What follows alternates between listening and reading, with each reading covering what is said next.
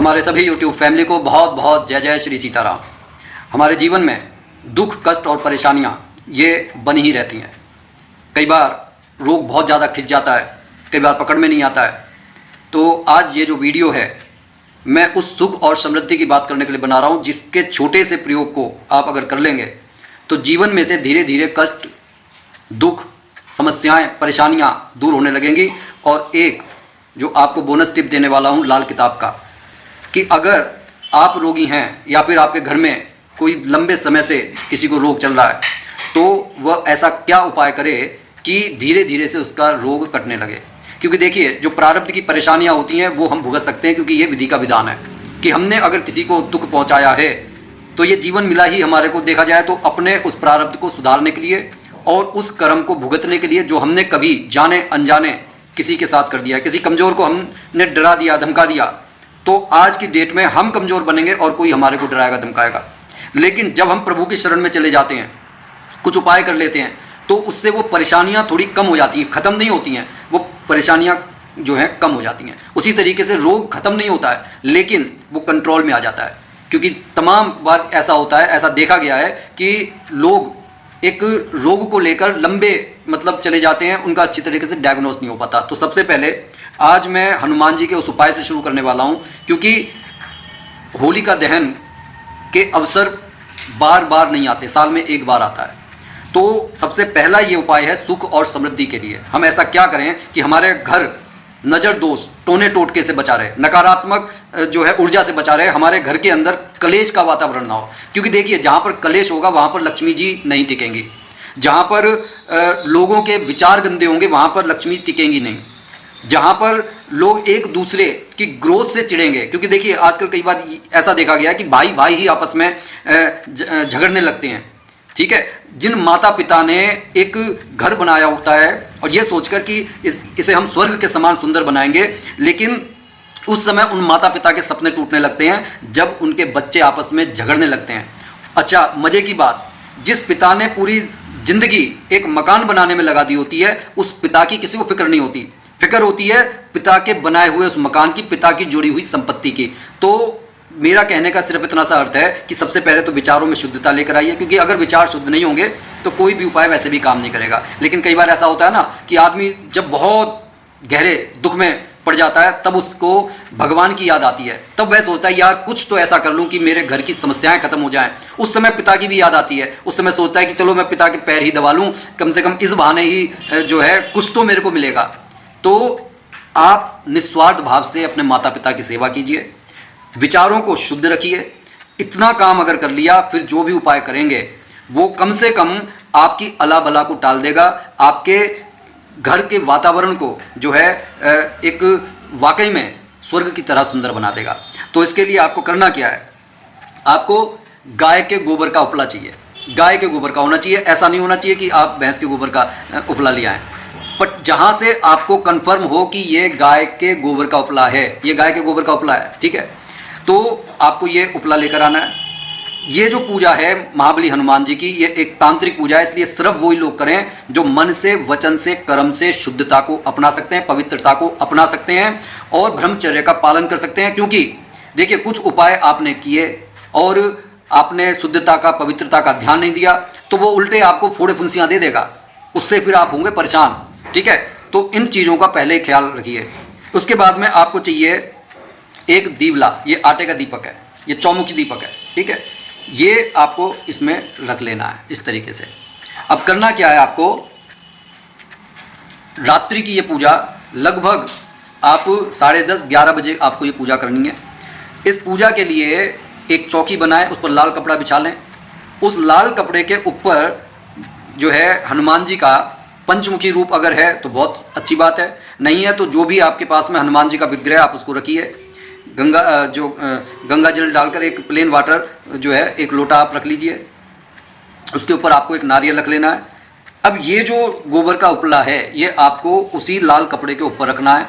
ये चौमुखी आपको दीपक जलाना है शुद्ध देसी घी का।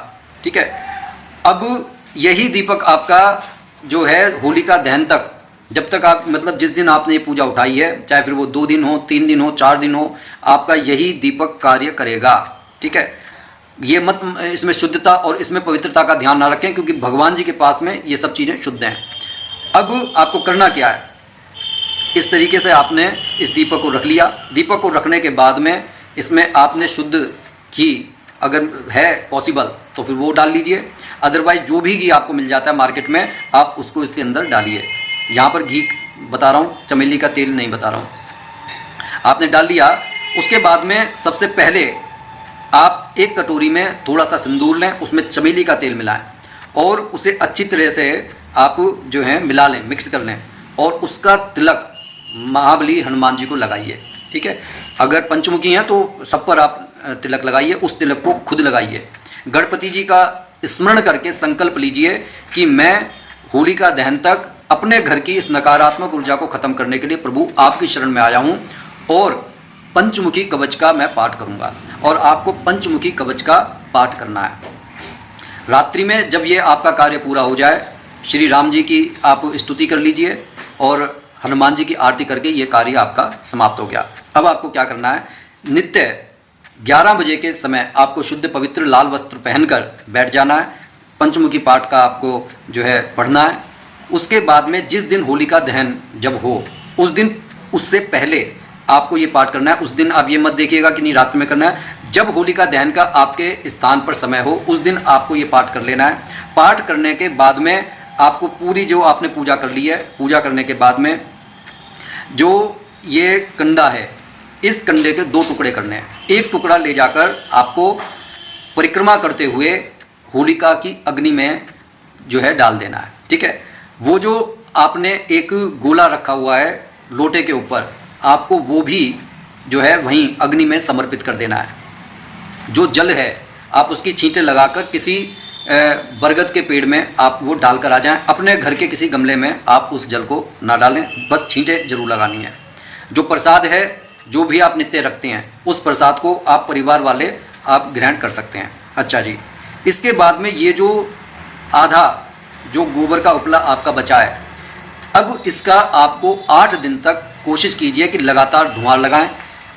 जो धुआं लगाएं उस धुआं को आप उसी दिन किसी भी वृक्ष में जाकर, बाहर घर के किसी गमले में नहीं, बाहर जाकर आप उसको सिरा आइए, डाल आइए। 8वें दिन की जो भस्म है उसे आपको अपने घर के अंदर रखना है। फिर से आप समझ लीजिए कि जो आधा उपला अब बचा, आपको 8 दिन तक उसका धुआं लगाना है। छोटे छोटे आप टुकड़े कर लीजिएगा, उसका आपको धुआं लगाना है पूरे घर में, टॉयलेट बाथरूम को छोड़कर आप पूरे घर में उसका धुआं लगाइए। धुआं लगाने के लिए आप उसको अग्नि में जो है अच्छी तरीके से अंगारी उसे बना लीजिए और उसमें शुद्ध भीमसैनी आप कपूर उसके अंदर डालिए और अग्नि जलाकर उसके अंदर थोड़ा सा आप लोबान, थोड़ा सा गुग्गल, थोड़े से पीले तिल, पीले जो राई होती है, आप उसे डाल के पूरे घर में आप धुआं लगाइए। धुआं लगाने के बाद में इस जो भस्म को आप किसी पेड़ पर, बरगद के पेड़ पर आप डालकर आ जाइए। जो 8वें दिन की जो भस्म बचे, आपको उसे बाहर नहीं फेंकना है, उसे संभाल कर रखना है। जब कभी भी किसी शुभ कार्य के लिए आप जाते हैं तब आप, आपके घर वाले या फिर जो आपके मतलब संपर्क में हैं, जिनका आप मतलब सभी का शुभ चाहते हैं, उनको आप कहिए ये तिलक आप लगाएं। लेकिन जिसको भरोसा ना हो उसे वो तिलक कदापि नहीं देना चाहिए। तो ये छोटा सा आपको कार्य करना है। अब आते हैं कि अगर घर में कोई व्यक्ति बहुत समय से रोग से परेशान है और मतलब दवाइयाँ खत्म होने का नाम ले रही हैं, उसके निमित्त आप ये कार्य कर सकते हैं। या फिर अगर वह व्यक्ति कर सके तो वह व्यक्ति वो कार्य कर सकता है। आपको पीतल का लोटा लेना है। उस पीतल के लोटे में कोई ज़्यादा बड़ा लोटा नहीं लेना है, आपको एक छोटा सा आप लोटा ले लेंगे। आप इतना बड़ा जो लोटा है आप ले सकते हैं। ठीक है, इसके अंदर आप दूध मिलाइए, कोई सा भी दूध हो। ठीक है, आपने उस दूध को मिला लिया, उसके अंदर आप गंगा जल मिलाइए और 1 चम्मच आप शहद मिला दीजिए और भगवान श्री हरि का नाम लेते हुए आप जाइए और मन में ये विचार रखिए कि जो कार्य मैं कर रहा हूँ, जिस इच्छा से मैं ये कार्य कर रहा हूँ, ये पूर्ण होकर रहेगा। आप जाकर बरगद के पेड़ पर इसे चढ़ाकर आ जाइए। नित्य इस कर्म को आप करते चलिए। जब आपको ये वीडियो मिले तब से आप इस कार्य को करने लगे, आप देखेंगे धीरे धीरे से आपका रोग जो है कंट्रोल में आ रहा है, धीरे धीरे से ख़त्म हो रहा है। बाकी कई बार ऐसा होता है कि दवाइयाँ लग नहीं रही होती हैं या फिर हमारे को बड़ा दुख होता है और कई बार हम सोचते हैं कि उपाय करने से फ़ायदा नहीं हो रहा है। तो एक बात अच्छी तरीके से समझ लीजिए, इस दुनिया में चाहे मैं हूँ चाहे आप हैं, हर कोई बीमार पड़ता है और हमें प्रारब्ध के कर्म भुगतने पड़ते हैं। कई बार क्योंकि हम ये शरीर इसीलिए मिला है, तो कई बार व्यक्ति के मन में ये विचार आता है कि यार मैं अच्छे काम कर रहा हूँ, ये कर रहा हूँ, वो कर रहा हूँ, लेकिन हमें नहीं मालूम कि हम पीछे क्या करके आए हैं। तो ऐसा नहीं होता कि कई बार बिल्कुल ख़त्म हो जाए रोग। देखिए, अगर कुछ ऐसा है कि पीछे से कुछ अच्छा चलता हुआ आ रहा है जिसे हम नहीं जानते, हो सकता है कि आपको पहले दूसरे बार में ही अच्छे परिणाम इतने मिल जाएं कि वह आपका रोग बिल्कुल ठीक हो जाए। लेकिन अगर ठीक नहीं होता तो ये गारंटेड है कि वो कंट्रोल में आ जाएगा और आपकी दुख कष्ट परेशानियां जो हैं उनमें आराम मिलेगा। इसलिए पूरे श्रद्धा और विश्वास के साथ इस उपाय को कीजिए। आप देखेंगे ये जो चमत्कारी जो उपाय होते हैं, जो आपको छोटे से दिखाई देते हैं, लेकिन जब श्रद्धा और विश्वास से किए जाते हैं तो निश्चित ही ये अपेक्षित फल देने वाले होते हैं। ये हमारे जीवन में बहुत बड़ा बदलाव लेकर आते हैं। तो ये कैसी लगी ये वीडियो, इसके बारे में कमेंट बॉक्स में ज़रूर लिखें और निश्चित मानिए कि सिर्फ मन के अंदर श्रद्धा और विश्वास रखने से ही काम बनने लगते हैं। तो इस वीडियो को ज़्यादा से ज़्यादा शेयर कीजिए ताकि और भी लोग लाभ उठा सकें। कमेंट बॉक्स में अपने इष्ट देव आराध्य का नाम लिखना ना भूलें। और इसी के साथ मैं अपनी वाणी को विराम दे रहा हूँ। बोलिए जय जय श्री सीताराम।